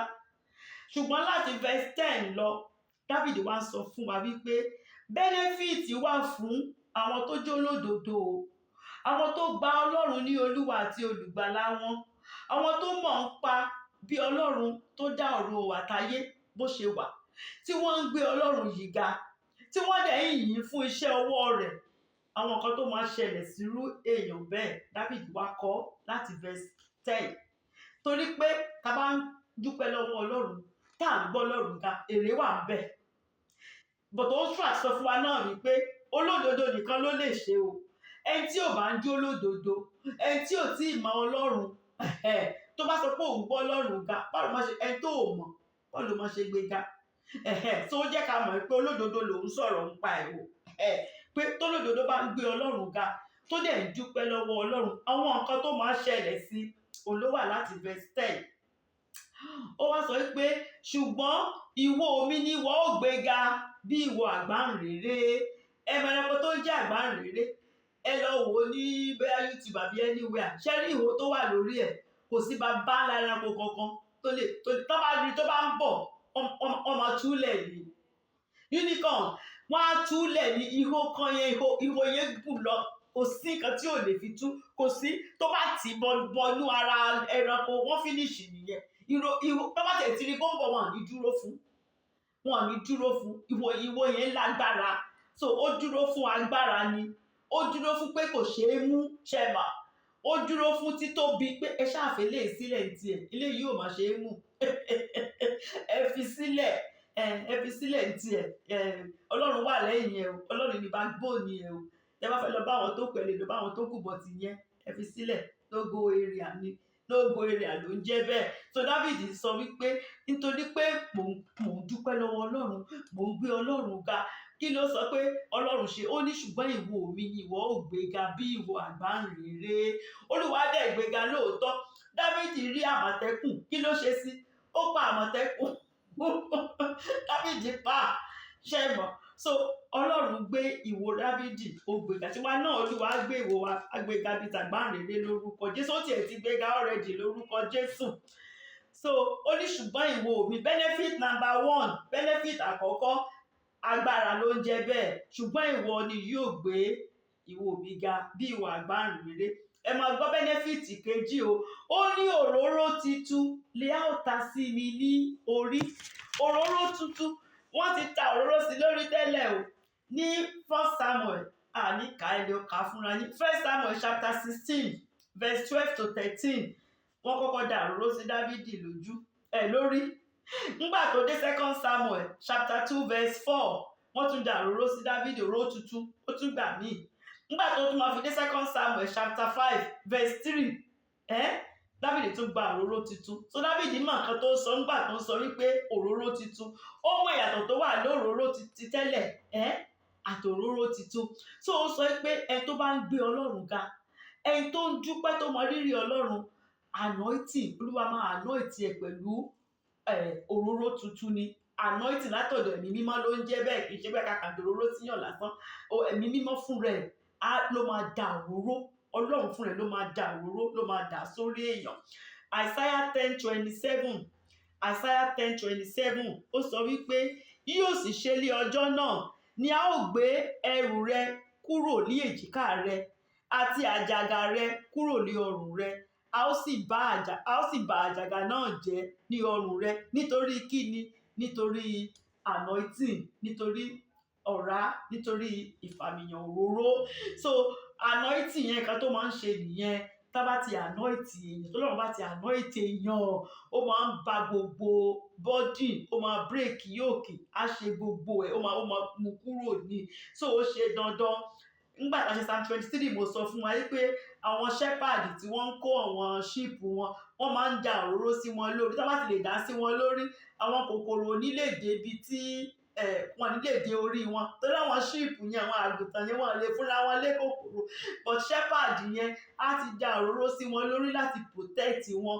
So kò sí kòkòrò, kò sí nǹkan kan tó máa lè affect àwọn àgùntàn yẹn. So David sọ wípé benefit number 2 ni wípé ìwọ dà òróró titun sí mi ní orí. So ẹranko alágbára òun ni unicorn tá sọ, ó dẹ̀ tóbi. So kò sí ọ̀tá kankan tó lè dojúkọ ẹranko yẹn. So David fi ẹ̀mí ìmoore hàn sí Ọlọ́run fún pé ó gbé òun lékè. Aṣẹ́mọ̀ strength òun ni ó ṣe refer sí ẹranko yẹn. Psalm 23 verse 5 ló ti sọ wípé ìwọ dà òróró sí mi ní orí, ago mi dẹ̀kun àkúnwọ́n sílẹ̀. Nígbà tá bá dà òróró lẹ́ẹ̀mẹ́ta, kí ló máa ṣẹlẹ̀? Ago yẹn máa kó àkúnwọ́n sílẹ̀ lóòótọ́ ni. So verse 11 ó wá sọ wípé benefit tó ṣì wà níbẹ̀ ló ń sọ o. Ẹ tó bá ń gbọ́ Ọlọ́run ká tó yin Ọlọ́run, tó máa ń jọ́sìn tó ń yin Ọlọ́run gidi. Ó ní ojú mi báyìí pẹ̀lú ni màá fi rí ìfẹ́ mi lára àwọn ọ̀tá mi o. Ta ni ò fẹ́ rí ìfẹ́ rẹ̀ lára àwọn ọ̀tá rẹ̀? Èmi fẹ́ rí ìfẹ́ mi lára àwọn ọ̀tá mi o. So ẹni tó bá ń dúpẹ́ lọ́wọ́ Ọlọ́run, tó ń gbé Ọlọ́run ká, David sọ wípé ó máa rí ìfẹ́ rẹ̀ lára àwọn ọ̀tá rẹ̀. Nígbà tí Ọlọ́run bá ń discipline àwọn ọ̀tá mi, ojú mi báyìí ni màá fi rí, kì í ṣe lẹ́yìn mi. Mi fẹ́ kí Ọlọ́run gbèjà mi nígbà tí ò sí mọ́. Nígbà lójú mi báyìí ni kí Ọlọ́run gbèjà mi, kó discipline wọn, kó dì pẹ̀lú wọn, kí fojú mi báyìí, kí fi rẹ́sì wọn, kí fi rí ẹlẹ́yà wọn. Nǹkan tí mo fẹ́ nìyẹn. So ẹ tó bá ti ń dúpẹ́ lọ́wọ́ Ọlọ́run, tó ń gbé Ọlọ́run ga, nǹkan tó Ọlọ́run máa ń ṣe nìyẹn fún. Ọlọ́run á make sure wípé ojú wa báyìí la máa fi rí ìfẹ́ wa lára àwọn ọ̀tá wa. Kì í ṣe pé a máa rí nìkan, a máa tún fetí wa gbọ́ pàápàá. Etí mi yóò sì máa gbọ́ ìfẹ́ mi sí àwọn ènìyàn búburú. Gbogbo àwọn tó ń ṣiṣẹ́ ibi, a máa fetí gbọ́ nípa wọn ni. Pé báyìí ló máa ṣẹlẹ̀ sí wọn, báyìí ló ṣe parí, báyìí ló ṣe é ṣe, a máa gbọ́ ni. Ẹ tó bá ń gbé Ọlọ́run ga, tó yin Ọlọ́run, complete assurance ló ń jẹ́ bẹ́ẹ̀, ìdánilójú pípé ló ń jẹ́ bẹ́ẹ̀, pé ààbò Ọlọ́run ó dájú lórí wa ló ń jẹ́ bẹ́ẹ̀. Ṣebí nígbà tí ààbò Ọlọ́run bá dájú, la máa rí ìfẹ́ wa lórí àwọn ọ̀tá wa. So ìkan tí David try àti sọ nìyẹn wípé fún ẹ tó bá ń gbé Ọlọ́run ga, tó ń yin Ọlọ́run, ààbò Ọlọ́run dájú tó bẹ́ẹ̀ tó jẹ́ wípé a máa fi ojú wa, a máa fi rí gbogbo ẹ̀sín àwọn ọ̀tá wa. Àwọn ọ̀tá wa máa ṣubú lójú wa. So ní verse 12 ó wá sọ wípé olódodo yóò gbà bí igi ọ̀pẹ. Olódodo ni o, kì í ṣe gbogbo èèyàn o. Torí ó jẹ́ ká mọ̀ pé ó ní condition. Olódodo lòun sọ̀rọ̀ ń pa ẹ̀. Olódodo yóò gbà bí igi ọ̀pẹ. Kí ló ń jẹ́ bẹ́ẹ̀? Pé èèyàn máa gbèrú ló ń jẹ́ bẹ́ẹ̀. Ṣé mọ̀ pé igi ọ̀pẹ kò sí bí ìjì ṣe lè mú tó, tí ìjì ẹ tó bá ń ti àwọn igi tó ń wú àwọn igi dànù tó ń ṣe, ẹ máa rí igi ọ̀pẹ, á lọ síwájú, á lọ sẹ́yìn, á lọ sẹ́gbẹ̀ẹ́, á tún padà, á tún dúró pam ni. Igi ọ̀pẹ kò kì í wú because root ẹ̀ ó lọ́lẹ̀ ní gidi. So ìjì lè wá fún nígbàgbọ́, ìjì lè wá fún lódodo, kó tẹ̀ sọ́tún, kó tẹ̀ sósì, gbogbo síbi tó ń lọ, ó máa padà dúró ṣinṣin náà ni. Torí pé ó mọ rírì Ọlọ́run, ó ń dúpẹ́ lọ́wọ́ Ọlọ́run, ó dẹ̀ máa ń gbé Ọlọ́run ga. So David sọ wípé ara benefit tó wà ńbẹ̀ fún olódodo nìyẹn. Èèyàn máa gbèrú sí ni. Olódodo ó máa gbà bí igi ọ̀pẹ, yóò dàgbà bí igi kédárì Lẹ́bánọ́nì. Ṣé mọ̀ pé igi kédárì yẹn òun ló lágbára jù, òun ló ga jù ní gbogbo igi. ó dẹ̀ ní rúùtù ẹ̀ gùn jù ní gbogbo igi. Kò sí nǹkan kan kò sẹ́ni tó lè bí igi kẹ́nárì, kò sẹ́ni tó lè bí ṣubú. Ẹ lọ ṣe rìsáàṣì lórí ẹ̀. Rúùtù ẹ̀ lọ sísàlẹ̀ tó bá fẹ́ kọ́kọ́ tó bá ti ń dàgbà á kọ́kọ́ dàgbà sísàlẹ̀, á kọ́kọ́ máa fọ́ọ̀mù rúùtù, á kọ́kọ́ fọ́ọ̀mù rúùtù yẹn kó gbogbo kí ni rúùtù Yorùbá, gbogbo ẹ̀ka ẹ̀, ṣé ẹ̀ka ni root, gbogbo ẹ̀ gbogbo ẹ̀ yẹn ó máa kọ́kọ́ lọ́lẹ̀ ni, á kọ́kọ́ máa lọ́lẹ̀, ẹ máa rò pé ṣé igi yìí ń dàgbà, ṣó ń dàgbà ṣá, bọ̀ tó kọ́kọ́ ń fọ́ọ̀mù gbogbo root, gbogbo gbòǹgbò yẹn nílẹ̀. Nígbà tí gbòǹgbò yẹn bá ti wá gba gbogbo ilẹ̀ kan tó ti dúró ṣinṣin, á ṣe bẹ̀rẹ̀ sí ní ga sókè. Tó bá yẹ ti ń ga sókè yẹn kíákíá ni, kì í ṣe kó máa pẹ́. Nígbà tó bá dẹ̀ máa fi ga, àwọn igi tó ti ga sókè gbogbo tẹ́lẹ̀ á ga ju gbogbo wọn lọ. Bó ṣe rí nìyẹn igi yẹn. So David sọ wípé tó bá mọ oore, tó ń dúpẹ́ lọ́wọ́ Ọlọ́run, tó dẹ̀ ń gbé Ọlọ́run ga, tó ń yin Ọlọ́run lógo, pé bó ṣe máa rí fún nìyẹn. Kó máa dúró ṣinṣin nílé Ọlọ́run ni, ẹsẹ̀ máa múlẹ̀ ni, Sátánì ò ní lè yẹ̀ lẹ́sẹ̀, kò sí nǹkan kan tó máa dé tó máa lè yẹ̀ lẹ́sẹ̀. Ó máa dúró pa ló ń jẹ́ bẹ́ẹ̀. So ó ń sọ wípé olódodo yóò gbà bí igi ọ̀pẹ, yóò dàgbà bí igi kédárì Lẹ́bánọ́nì. Establishment ló jẹ́ bẹ́ẹ̀, well established nínú ilé Ọlọ́run, òun ló ń jẹ́ bẹ́ẹ̀. Agbára àti ìfaradà láti inú wá Ọlọ́run máa fi fún. Nínú ẹ̀fúùfù líle, ẹ̀fúùfù yẹn ó lè fẹ́ kó síbi tó ń lọ, ó máa dúró ṣinṣin ni, kò sẹ́ni kankan tó mọ̀ mí. Ìkan tó ń jẹ́ bẹ́ẹ̀ nìyẹn. So ó ń tọ́ka sí bí olódodo ṣe lè farada ìjì ayé pẹ̀lú gbogbo àwọn nǹkan tó ń ṣẹlẹ̀ gbogbo, téèyàn dẹ̀ máa fi dúró pa nínú Ọlọ́run. So ní verse 13 ló wá sọ wípé àwọn ẹni tí a gbìn ní ilé Olúwa, àwọn ẹni tí a gbìn ní ilé Olúwa, òun ni ó ń sọ olódodo, ẹni tó dúró nínú ilé Olúwa ni o. A gbìn síbẹ̀ ni o, ó ń ṣiṣẹ́ níbẹ̀ fọlọ́run, ibi tó yẹ kó wà, ibi tọ́lọ́run fi sí, ibẹ̀ ló wà. Bó jẹ́ ibi tó ti máa pàtẹ́wọ́ ni, tó pàtẹ́wọ́ lọ́lọ́run fún, ó ń pàtẹ́wọ́ ẹ̀ níbẹ̀. Ó máa dúró, tó bá ṣáà ti ṣe regularly, faithfully, ó máa dúró ní kankan ò ní yẹ̀. Bó dẹ̀ jẹ́ iṣẹ́ ìránṣẹ́ gangan la fún láti máa wàásù, bó dẹ̀ jẹ́ òun ló ń ṣe, tí tẹlòmíì kò wọ́ lójú, kò wo tẹlòmíràn o. Ìkan tá a fi fún, ẹ̀bùn tá a fi fún láti máa fi ṣiṣẹ́ fọlọ́run yẹn, tó jẹ́ pé ìyẹn ló dì mú, tó dẹ̀ fi ń ṣiṣẹ́, tó dẹ̀ dúró sínú ilé Ọlọ́run. Òní David sọ verse 13 o, tó wà rooted, stable environment ló ń jẹ́ bẹ́ẹ̀, bí àwọn igi yẹn ṣe dúró ṣe mọ̀. So àwọn ẹni tí a gbìn ní ilé Olúwa yóò gbà ní àgbàlá Ọlọ́run. Wọ́n á máa gbèrú ló ń jẹ́ bẹ́ẹ̀, wọ́n á máa gbèrú sí ni. Níbi tá a fi wọ́n sí yẹn tó ti ń ṣe iṣẹ́ yẹn kò ní sún wọn, wọ́n á máa ṣe lọ ní ìfún pátá bá ṣì dàgbà pàápàá. Àwọn èèyàn á lè ṣì máa listen sí wọn, àwọn èèyàn á ṣì máa kí wọn.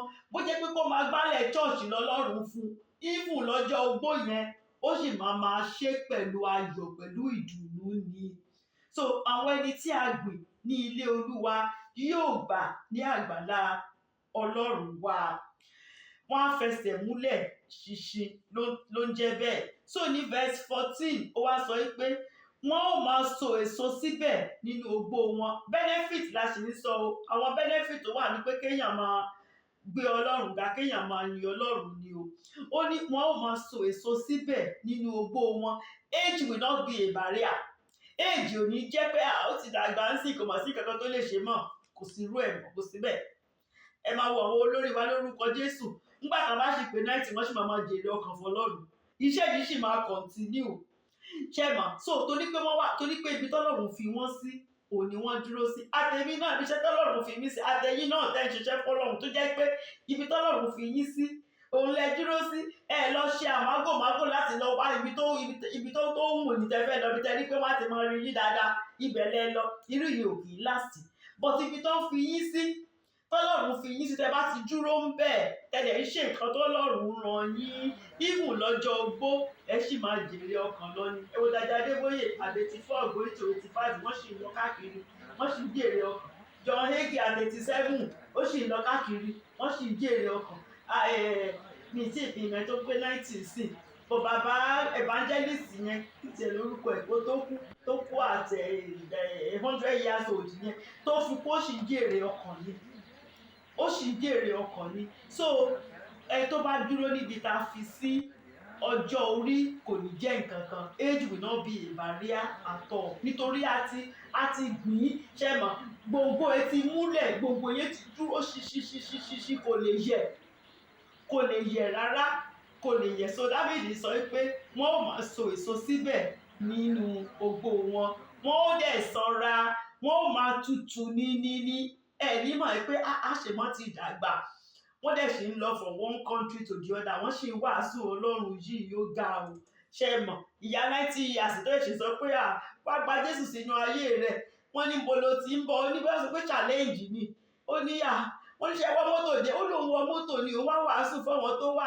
ní gbèsè orúkọ bẹ̀ nìbàdàn ṣe mọ̀ bó ṣe máa ń rí nìyẹn torí pé gbòǹgbò yẹn ti wà ń bẹ̀ ó ti gbòǹgbò yẹn ti ó dúró síbẹ̀ kò lè yẹ̀ títí tó máa fi rí Jésù bẹ́ẹ̀ ló ṣe máa so èso ó máa so èso ní èso rere ni so ẹ tó bá dẹ̀ fẹ́ ṣe tán ẹ tó fẹ́ finish well ẹ tó fẹ́ dúró nínú Ọlọ́run tó fẹ́ sọ pé ó fẹ́ ṣiṣẹ́ ìgbàdé ògo bó ṣe yẹ kó ṣe rí nìyẹn o kó dúró síbi tá a fi sí kó dúró síbi iṣẹ́ rẹ̀ kó dúró ṣinṣin nínú Ọlọ́run kó máa fọpẹ́ fọ́lọ́run kó dẹ̀ máa gbé Ọlọ́run ga kí nǹkan kan gbogbo nǹkan ayé yìí kó má sọ pé àwọn tó jọ ń ṣiṣẹ́ èèyàn kan ó ra Mercedes Benz èèyàn kan ọmọ ẹ̀ ti di kinní kan èèyàn kan má wàá gbọ́ aláàgọ́ ṣiṣẹ́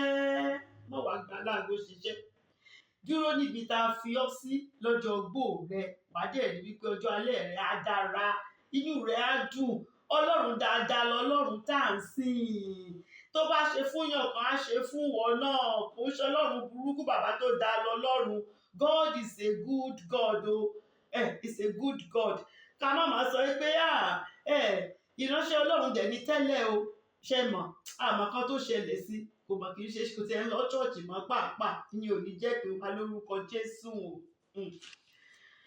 Verse 15 conclusion ni wípé kí ni ìdí tọ́lọ́run máa ṣe fi gbogbo àwọn nǹkan láti verse 10 dé verse 14 yìí fún àwa olódodo fáwa tá à ń yìn fáwa tá à ń gbéga verse 15 ó nìdí o ó ní láti fi hàn pé ká lè fi hàn gbogbo èèyàn ní o ká lè fi jẹ́rìí fún gbogbo èèyàn ní o wípé Ọlọ́run wa yìí ẹni dídúró ṣinṣin ni Olúwa o ó ní àpáta wa o kò sì sí àìṣòdodo kan nínú Ọlọ́run o ká lè jẹ́rìí sí irú ẹ̀ tí Ọlọ́run jẹ́ ká lè pókìkí Ọlọ́run tá à ń sìn yìí àwọn tó ń sọ pé Ọlọ́run wọn tó ń sìn yìí kí ni wọ́n rí gbà ń bẹ̀ táti ẹ̀ lọ́lọ́run wọn náà ìdí tọ́lọ́run máa ṣe gbogbo àwọn nǹkan yẹn fún wa ni wípé ká lè jẹ́ kí wọ́n rí wípé Ọlọ́run dáadáa lọ́lọ́run àwa Ọlọ́run dáadáa lọ́lọ́run àwa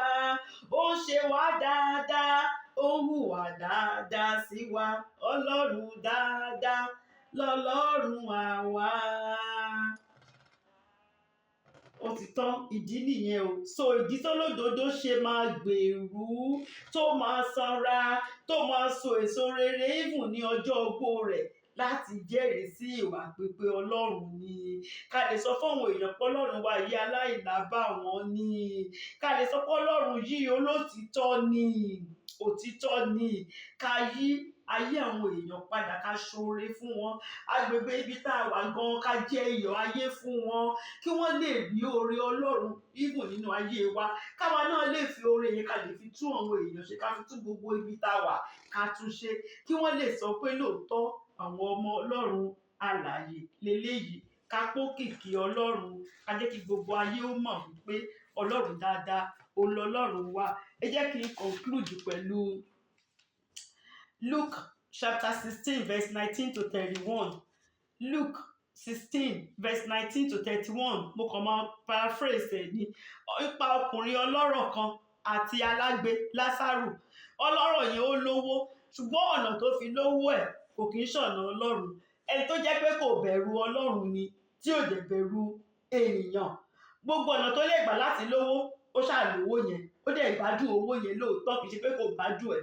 Ṣùgbọ́n èyí tó jẹ́ alágbe yẹn, ìyẹn ń tiẹ̀ kò àtẹ̀tún lọ́ máa tọrọ oúnjẹ ń bẹ̀ pé oúnjẹ tó máa ń jábọ́ láti tébù wọn kán fóun láti jẹ, ṣẹ́ mọ̀, kò ní nǹkan kan but òun yẹn ní Ọlọ́run. Ìyẹn ò mí ní pé bóyá ọmọ Ọlọ́run ò ní nǹkan o, ẹni yìí kàn jẹ́ ẹni tó jẹ́ pé alágbe ni, ṣẹ́ mọ̀, èèyàn míì kò síbẹ̀ ṣe lè ṣe wọ́n tó wọn lè ṣeṣẹ́, wọn lágbára àti ṣeṣẹ́, gbogbo èèyàn kan ló lágbára láti lè ṣiṣẹ́. Torí Ọlọ́run gan sọ pé the poor will never cease in your midst, pé àwọn so àwọn tí ò ní, àwọn aláìní kò sígbà tó ní wà láàrin yín. So Lásárù yẹn jẹ́ ẹni tí kò ní ìkankan, ṣùgbọ́n Lásárù yẹn ó mọ Ọlọ́run. So àwọn méjèèjì nígbà tákòókò ikú wọn sì dé, nígbà tí wọ́n kú, àwọn áńgẹ́lì wá gbé Lásárù, wọ́n gbé lọ sẹ́sẹ̀ Ọlọ́run níbi tí bàbá wa Abraham níbi tó wà. Bẹ́ẹ̀ ni ọlọ́rọ̀ náà kú, òun náà wọ́n gbé lọ síbi tí àwọn áńgẹ́lì títí wọn náà lọ́nà kejì, àwọn náà gbé lọ sí ibi tí ó yẹ kóun náà wà. Ṣùgbọ́n nígbà tó wá dé verse 27-28 tó wá rí ibi tóun wà wípé ṣé ẹ tí ò bá ti mọ Ọlọ́run, ṣé bó ṣe máa ń rí leléyìí nínú iná, nínú ọ̀gbun burúkú tí gbogbo ọmọ tó wà ń bẹ̀ igbe ló ń ké, wọ́n ṣàmọ ń ké ni, kò sí àkókò kan tí kò sáriwo ń bẹ̀, igbe ẹkún ni, ó ṣe náà ṣàǹsùnkún bẹ̀, kò sómi, kò sí kankan. Ó wá pariwo sókè wípé bàbá wo Abraham, gbogbo èèyàn mọ̀ pé ìránṣẹ́ Ọlọ́run ni Abraham, ó yẹ kó lè ṣàánú fóun, ó rẹ kó rántí òun polówó lòun náà, bá tóun wà láyé tí ẹ̀tọ́ ìka ọwọ́ rẹ̀ kan fi kan omi, tó bá lè jẹ́ kó tiẹ̀ jábọ́ sẹ́nu òun, gbogbo ọ̀nà fún òun tó ti gbẹ yìí kó kàn tiẹ̀ lè tutù díẹ̀. Abraham wá sọ wípé kò ṣeé ṣe, ọgbọ́n wà láàrin àwa àti ìwọ níbi tó wà yẹn. Ṣé bí wọ́n ti gbádùn títí ẹ láyé, gbogbo nǹkan tó wù ẹ́ tó ṣe nígbà yẹn kò ta ló ń jẹ́ Ọlọ́run, ó ti ṣe nǹkan tó wù ẹ́, ó ti gbádùn títí ẹ. Sórí pé Lásárù gan ẹsẹ̀ òun ló wà ń bí, Lásárù sí àkókò ìgbádùn ẹ̀ lélẹ́yìí, nítorí ṣe ló dúró níbi tó yẹ kó wà, kò wá ọ̀nà èbùrú, kò wá ọ̀nà tí kò, gbogbo nǹkan tí ó bá ti jẹ́ tọlọ́run ó ń sá fún ni, ìṣe ló fi gbogbo ayé ẹ̀ ṣe ló fi sin Ọlọ́run. Àkókò ìgbádùn ló wà, pé kò ṣeé ṣe, kò sí bá ṣe lè sẹ́ndì omi, kò sí bá ṣe lè tiẹ̀ drop omi tó máa fi débi tó wà yẹn. Ó wá ń bẹ Abraham, ó ní Abraham ní verse 29, ó ní jọ̀ọ́, ó ní mo fẹ́ bẹ̀ ọ́, ó ní tó bá lè ṣe nǹkan kan fóun, ó ní pé torí òun máa ní àwọn àbúrò àtẹ̀gbọ́n, ó láwọn 5 ló ṣì kù nílé, ó lóun ò fẹ́ kán wá síbi tóun wà, torí irú ìgbésí ayé tóun gbé làwọn yẹn náà ń gbé o. Òun fẹ́ kó bá òun rányàn kan lọ láti ibi òkú, torí pé tó bá rányàn lọ wọn lè gbàgbọ́ o, torí gbogbo bàtà ń sọ fún òun wípé ọ̀run wà, ọ̀run àpáàdì wà, ọ̀run rere wà, òun ò gbàgbọ́. Òun sọ pé Ọlọ́run kan wà, kò sí Ọlọ́run kankan ń bì kankan, nǹkan tó òun sọ nìyẹn o. Ṣùgbọ́n tó bá lè bá òun rányàn lọ láti bí, kán lè sọ fún wọn pé irú ibi tóun wà leléyìí o, irú ibi tí Lásárù tó jẹ́ alágbe ibi tó wà nìyẹn o. Ó ní wọ́n á gbàgbọ́, ó ní wọ́n á lè yí padà, ó ní pé sóhun ni wọ́n á jẹ̀yà bíi ti tòun. At least èèyàn dáadáa ti ẹni tí èèyàn míì kan ní pé kán wá jẹ̀yà bíi tóun wà, at least ó ní pé kán mọ̀ tiẹ̀ wá síbi tóun wà, pé kí bàbá Abraham kó jọ kó lè bá òun rányàn. Abraham wá sọ fún wípé Mósè wà ń bẹ̀, àwọn wòlíì wà ń bẹ̀, tí wọ́n á bá wọn sọ̀rọ̀. Tán bá ti fẹ́ gbọ́, wọ́n á gbọ́ ti wòlíì, tán bá ti gbọ́ ti wòlíì, kò sí nǹkan tá a lè ṣe sí wọn, lè yí padà. Tẹ́lẹ̀ kan bá tiẹ̀ dìde inú òkú sí tó lọ sọ fún wọn wípé ẹ gbọ́, ọ̀run àpáàdì gbóná o, wọ́n ń ké bẹ̀ ni o, ọ̀run rere wà o, ẹ ṣọ́ wa tẹ̀mọ́ wò, kò sí kankan tó wà láyé yìí o. Wọn ò ní gbọ́, wọn ò ní yí padà. Ó ní sóòtán bá ti yí padà, wọ́n ń bọ̀ náà láti wá jẹ̀yà wọn ni. Ẹni tá bá ti sọ fún tó ti gbọ́, nígbà tó ṣì wà, tí èmi ṣì wà nínú rẹ̀, tó bá gbọ́, ó gbọ́ fún ara rẹ̀. Èyí tó bá dẹ̀ sọ pé òun ò ní ṣe, fún ara rẹ̀ ló yan ọ̀run àpáàdì. Ọjọ́ ìdájọ́ náà á dẹ̀ wà nínú iná, òun náà á máa hó, á máa ṣe lórí òkè Síónì. orí ọ̀fẹ́ máa wà fún wa. Àmọ́ lè sọ pé àgbọ̀, àmọ́ sọ títí ẹni kan nínú ọkàn yín ẹ mọ̀ pé ẹ gbọ́ pé a sọ tó. A gbọ́ chọ́ọ̀chì tí wọ́n ti sọ fún yín, ṣùgbọ́n lórí òkè Síónì ẹ gbọ́ o. Kì í ṣe pé ẹ gbọ́ o, ẹ dẹ̀ rí kanú Bible fúnra yín o, pé it is appointed unto man to die once, lẹ́yìn ikú ìdájọ́ ni o. Kò dẹ̀ sí ìrònúpìwàdà nínú sàárè o. Kò sáyè láti sọ pé Olúwa mo dẹ̀ ṣeṣẹ́ fún ẹ o. Olúwa, mo ń ka Bible, Olúwa ṣe bí mo ń gbàdúrà fún àwọn èèyàn, mo ti ẹ̀jẹ̀ rí ọkọ̀ fún ẹ pàápàá, ṣe bí mo bá ẹ ríran, ṣe bí mo ti ẹ̀ kọ̀wé èèyàn lọ́rọ̀ ẹ̀. Kò sí kan tó ń jẹ́ bẹ́ẹ̀. Kò sáyè àti ṣàlàyé ọ̀nà ọ̀tún ọ̀nà òsì ní ibi tó bá ti fún ara rẹ̀ mú kó tó kúrò. Lọ́jọ́ bá ti dé, case close nìyẹn o. Case close ni. So kí wá láǹfààní gbogbo nǹkan tó ti kó jọ tó ń lé lójoojúmọ́, tó ń lé tó torí ẹ̀ lọ wọ ẹgbẹ́ tí ò yẹ kó wò, tó torí ẹ̀ lọ ṣe nǹkan tí ò yẹ kó ṣe, tó wá di ọ̀tá Ọlọ́run. Ṣùgbọ́n Ọlọ́run yìí, ọjọ́ ìdájọ́ bá ṣe Psalm 92 léni, pé Olúwa máa pé total defeat, ó máa scatter àwọn oníṣẹ́ ìṣẹ̀wọ̀n, oníṣẹ́ búburú ni. Kò mọ̀ ṣe é yí padà. Kò ṣe é yí padà. Sórí ọ̀fẹ́ wà fún ọ tó bá ronú rẹ̀ jinlẹ̀. Bí pé ṣe ibi tó ti fẹ́ lọ máa kẹ́ títí ayé àìnípẹ̀kun ni òkò ní iye ọdún o. Ṣé èyí ló fẹ́ ṣe ni? Àbí ó fẹ́ wà lọ́run rere? Ìwọ náà fẹ́ jókòó sẹ́sẹ̀ Jésù Kristi níbi tí kò ti sí ìdààmú, tí kò tún ti sí wàhálà, tí kò tún ti sí ìṣòro, tó jẹ́ pé ìgbádùn ni títí ibẹ̀ gan góòdì ni o. Lórí góòdì láti máa rìn. Kò sókùnkùn o, gbogbo ìmọ́lẹ̀ ni yà níbẹ̀. Ó sì orí ọ̀fẹ́ wà fún ọ láti yàn. Ọlọ́run ò lè kí n fipá mú yàn. Tó bá ti make up mind ẹ wípé ọ̀run àpáàdì yẹn ló ṣàfẹ́ lọ, Ọlọ́run dẹ̀ sọ pé àmì sí ni. Kò sí kankan tọ́lọ́run lè ṣe báyìí. Ṣùgbọ́n tó bá sọ wípé gbogbo ayé yìí tó bá pẹ́ tán 120 years ní ibi tó ń lọ yẹn, ọyẹ ọjọ́ ẹ̀ ò ṣe é kà o. Eternity ni o, forever and ever ni o. Tó bá sọ wípé o fẹ́ lọ jìyà ń bẹ̀, orí ọ̀fẹ́ náà wà fún ọ lénìí. Jẹ́ ká jọ gba àdúrà. Kò sáǹfààní kankan pé o kó gbogbo ayé kó ìkan ayé ògo jọ. Tó bá dẹ̀ ń lọ, ẹyọ kan báyìí òògùn lọ́nú ẹ̀. Kò dẹ̀ sí lákọọ́lẹ̀ fún ẹ pé ìkan báyìí ló ṣe nígbà tó wà láyé. Àfikún tó bá ṣe iṣẹ́ tó ṣe sílẹ̀ fọ́ọ̀rùn nìkan, onìkan ló wà lákọọ́lẹ̀ fún ọ. Kò sí kankan tó tún kù tó tún wà lákọọ́lẹ̀ fún ọ. So tó bá fẹ́ gba Jésù Kristi ní Olúwa àti olùgbàlà rẹ, àbò ti gba Jésù Kristi tẹ́lẹ̀, ṣùgbọ́n ó ti lọ bá àwọn ọ̀rẹ́ tí ò yẹ kó bá rìn, ó ti bá wọn rìn. Àwọn tó ń sọ pé kò sí Ọlọ́run kankan bí kankan, jẹ́ wá kó jẹ́ ká ràn ọ́ lọ́wọ́. Tá bá mú ẹ, tá bá help ẹ sí gbogbo nǹkan ló máa yí padà. Ìwà tó lọ máa give testimony in church pàápàá. Ó ti bá rú wọn rìn. Ìwọ náà mọ̀ pé kò sórúkọ ẹ nínú ìwé yìí mọ́. Ìwọ náà mọ̀ orí ọ̀fẹ́ wà fún ọ náà láti tún padà wá. Ó kúkú mọ̀ pé Ọlọ́run aláàánú ni. Á tún gbà ẹ́.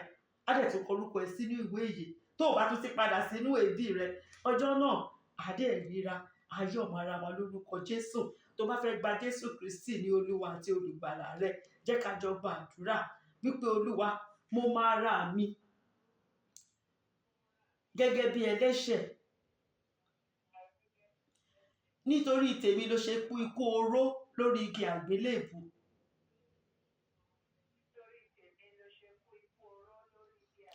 Dárí gbogbo ẹ̀ṣẹ̀ mi jì mí.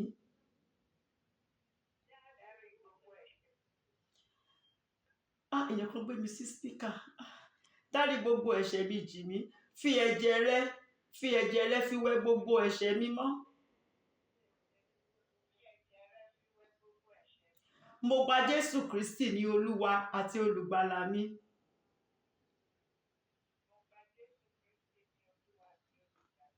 Èmi náà fẹ́ bá ọ jíǹde bó ṣe jíǹde lọ́jọ́ kẹta.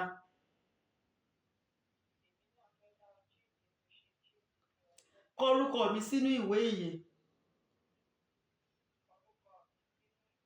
Ẹ tó bá sì sọ lóòótọ́ àti lódodo, tó dẹ̀ fi gbogbo wàhálà iṣẹ́ ibi ayé tó fi sílẹ̀ pátápátá, tó gbé àgbélébùú ẹ̀ tó dẹ̀ ń tẹ̀lé Jésù Kristi.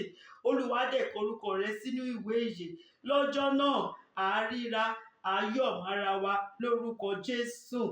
Thank you, Lord. Thank you, everybody. God bless you all in Jesus' name. Amen. Túraká, onígbàgbọ́ rẹ̀ rìn ayọ̀, kò má sí ààyè fún ìdààmú o. A ti kọ orúkọ rẹ̀ síwé àṣeyege, ṣáàdúró kó lè kọrin, kó lè rẹ́rìn ayọ̀.